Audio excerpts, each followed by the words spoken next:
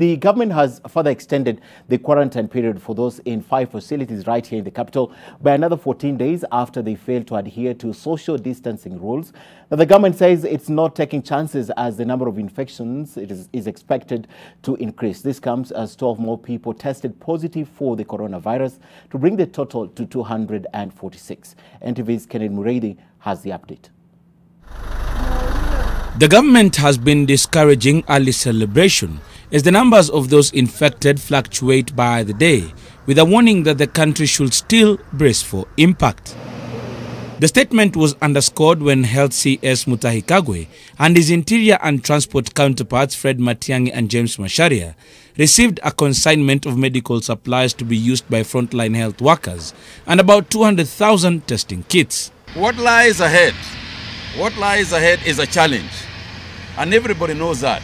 The mass testing will perhaps reveal the extent of the spread of the virus, but the Cabinet Secretary's statement pointedly warned of a tougher time to come. In a departure from the norm, the CS's daily update came in the morning.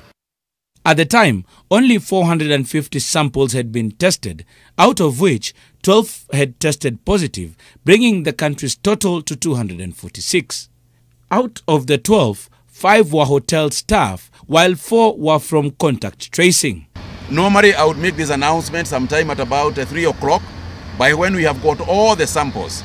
All the latest infections, the Ministry of Health notes, are from local transmissions and insist on strict adherence to COVID-19 protocols to tame the spread. We need to really start the testing capacity so that the contacts of those people who are positive can also be tested, and therefore we can be able to maintain and contain the pandemic. And times are just about to get tougher for what the government says are the hard heads in isolation. Acting Director General for Health Dr. Patrick Amoth says the government had extended the quarantine period for those in 5 quarantine facilities for an additional 14 days for flouting social distancing rules. This means that those in affected facilities will have spent a total of 42 days in confinement.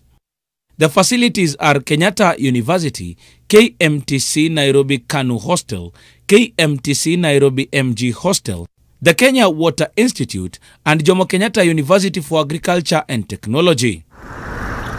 The government says this action was taken to limit the chances of cross-infections, as it is impossible to determine whether all those quarantined there are safe to be released to the public. Kennedy Muredi, NTV.